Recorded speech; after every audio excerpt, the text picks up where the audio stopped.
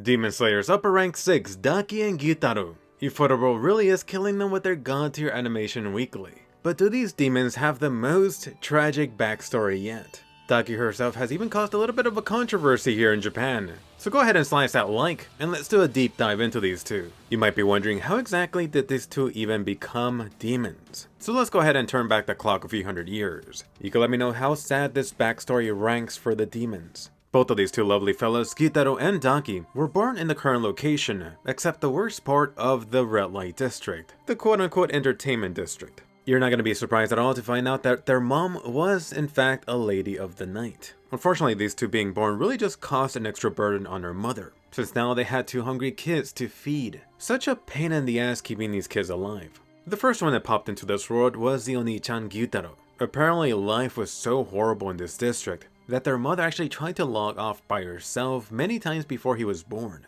Gyutaro was then born likely due to one of her customers. After that, it seems like the mom shifted the blame onto him, so she actually tried to kill him multiple times. Gyutaro, on the other hand, was a fighter. He survived. Unfortunately, this kid was born with a weak body. It was described as being like a dead branch, but he desperately clung to life. He wasn't gonna let the Shinigami take him. To make matters worse, forget about that crazy mother. Outside, people bullied this guy, calling him names: maggot, coward, useless. Apparently they didn't like Gyutaro for having this ugly voice, they didn't like how he looked. Hell, they were throwing rocks at him. I mean, did this guy have like a hunched back? What the hell? Gyutaro felt like he was that ugly Powerpuff Girl experiment. All of these things got mixed together and out popped him. Poor fella, actually reminds me of Levi as a little kid. Unfortunately, all of this stuff continued. He thought he was ugly, he was dirty, I mean likely he couldn't take a shower. So he really smelled like that homeless dude under the bridge, the one that sprays it everywhere. At this time, the only world Gyutaro knew was the red light district. This is a place where your beauty was connected to your status. And this guy wasn't one of the female workers, he wasn't a man yet, he was just a kid. Except they were treating him like a monster. Oh my god, can you get any sadder? When this guy was hungry, he was just eating rats and bugs, maybe a reptile or spider. It's not all bad, at least you're getting some protein. During his downtime, Gyutaro actually was playing with this SICKLE. Supposedly a customer forgot it. So now you're actually getting the origin of his demon weapon. Thankfully, his life did take a turn when his sister was born, Ume. In present day, you currently know her as Daki. Ume is actually the word for the name of the disease that the mother died from. Further, another shocker is this mother passing away from syphilis doing this type of work. Sadly, it really just comes with the job. But anyway, now we're getting into Daki's origin story. Oh, what a lovely brother. She was his pride and joy. He finally had some type of happiness. Apparently, Ume as a little kid was quite the looker, so pretty that even adults, aka guys, would melt seeing her. And just to confirm, she did have white hair back in the day. Oh, anime rules, or in this case manga.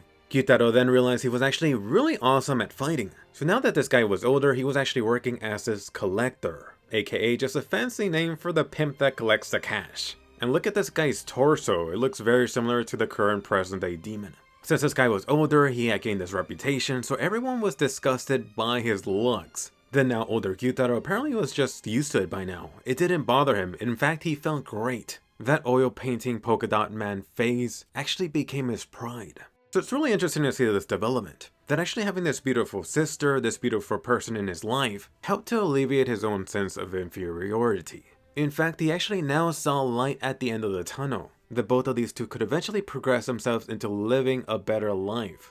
When Ume was first born, her mother hated her due to her hair color and her eyes. So much to the point that she tried to kill her. Wow, this mom has a real hobby. Since that didn't work, her mom even tried to cut off her hair. This is when Gyutaro had enough and just went demon mode on her mom while in human form. This really was their turning point. Their mom really just separated herself from them. So it was pretty much her brother raising Ume alone after this. Ume herself was so beautiful that whenever she smiled, people would just give her things. This eventually was how she got the nickname Shira Ume. The Shira in Japanese meaning white, plus Ume. Ume eventually used this to her advantage, so she practically survived by smiling at people and hoping they would give her stuff. This is how Ume and her brother got by when they were starving. Sheesh. Also really quickly, since I never seen anyone bring it up, if you know you know, but it's very likely that these two don't got the same papa. But you know this isn't a Disney story. Things changed when Ume so happened to blind this samurai just poking his eye out with her hairpin. Diving deeper into the Japanese guidebook, the Demon Slayer author did confirm that she actually did this since the samurai insulted her brother. Keep in mind, being a samurai at the time was quite the status symbol, so naturally this guy retaliated. Ume/Daki ended up getting burned alive. Holy crap. Gyutaro wasn't there at the time, but then he later found out the aftermath of the barbecue Daki. She was just super crispy. Armin says hi. As expected, this is really the point where Gyutaro just broke down. You had the guy shouting that he was the one that collects debt. Then how dare that samurai dude collect something from him without giving anything back? Really not making too much sense, just gibberish, just not really being all there from the shock. He desperately pleaded for his sister to turn back to normal. Otherwise, single-handedly, he would actually kill the gods. Good luck with that, buddy. But it really just looks like this guy was giving himself away, since that ex-samurai actually took this time to slash him from behind. What a backstabber. So it looks like the pimp lady was behind it the whole time. Up until this point, Gyutaro had gained this very negative reputation. He actually did his job really well, except he was injuring a lot of people before actually collecting said owed money. The guy was just like a wild dog, he wouldn't listen.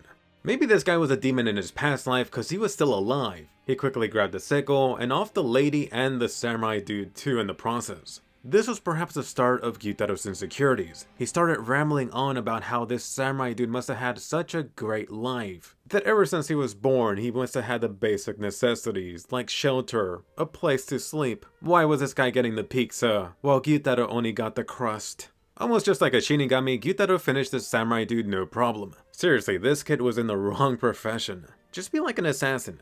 After this moment, this guy was bleeding out. But even so, he grabbed that burnt up body and desperately tried to find someone to help them.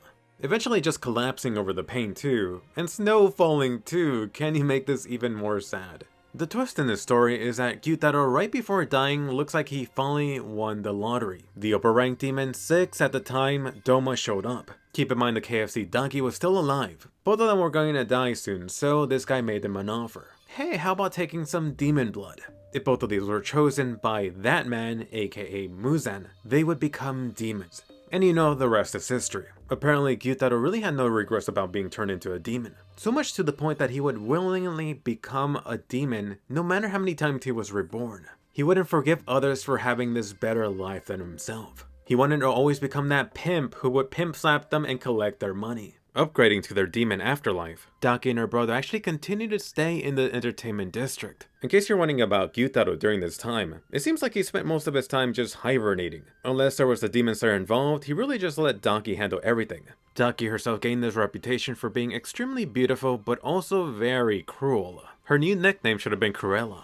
But interestingly, perhaps she didn't try too hard not to give herself away. She changed houses every few decades, along with adopting a new name. Except every single time she would add Hime to the end of it, Hime being Japanese for princess. So over the centuries, she was really just building this reputation. This mysterious person that was around, beautiful, cruel, that liked to call herself princess. And also slanted her head in a particular way when getting pissed off. In the anime, you did see someone find out, but you could be sure there were others. You could bet they just kept their mouth shut. So way to go, Daki. She's the sole reason a lot of these girls were committing ashinuke.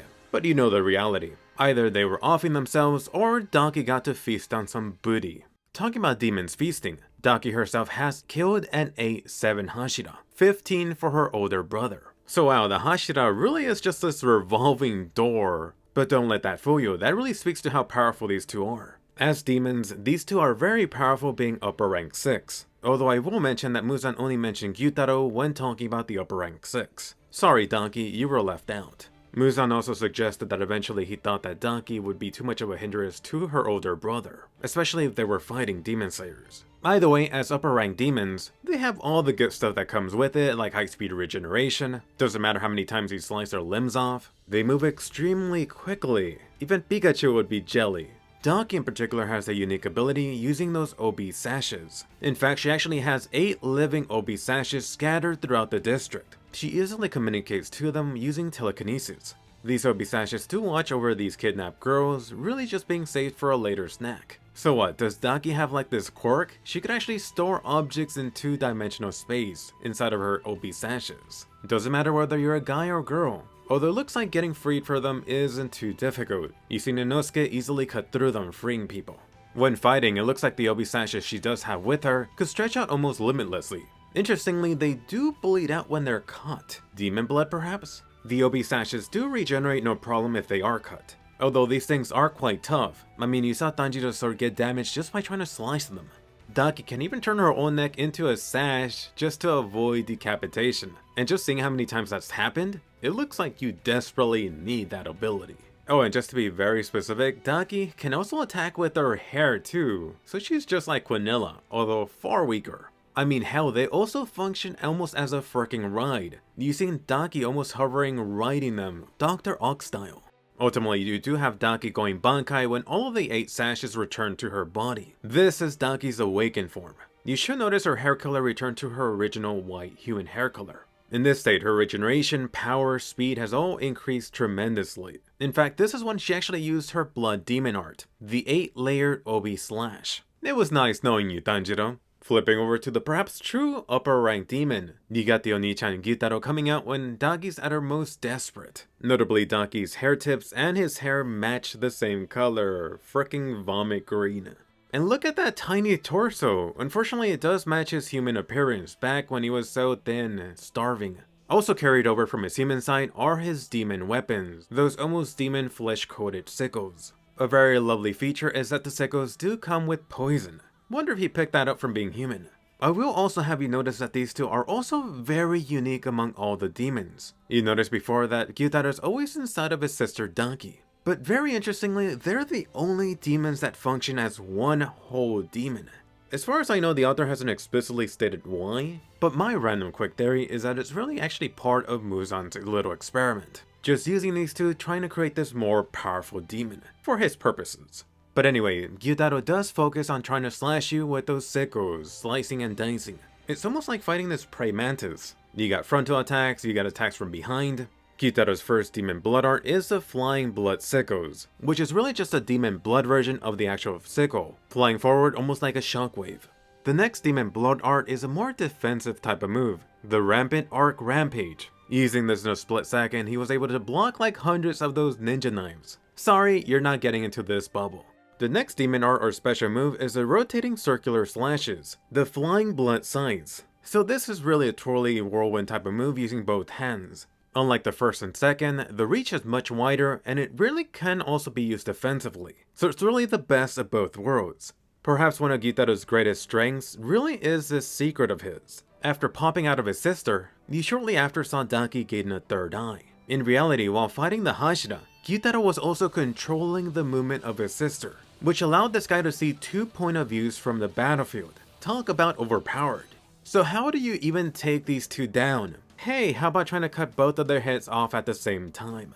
And then the best for last. Recall that Daki controversy I mentioned? Well, turns out this little 6-year-old Japanese girl actually was cosplaying as freaking Daki. She posted a couple pictures online, and then some people here were not too happy about her cosplaying this particular character, especially given her job set. So what do you think? Is this controversial, or should people just shut up? How could you be so mean to such a cute little girl? Hell, I wish I could just casually cosplay using this like $5,000 kimono. As long as she's not cosplaying the awakened Daki. That's not even a risk awakening certain things, just leave her alone. So which demon do you like better, Daki or Gyutaro? Their love kinda reminds you of Tanjiro and Nezuko. Speaking of Nezuko, does she have unlimited potential as a demon? Go ahead and check my video to find out. Subscribe and ring the bell for more anime videos, and I'll see you guys later.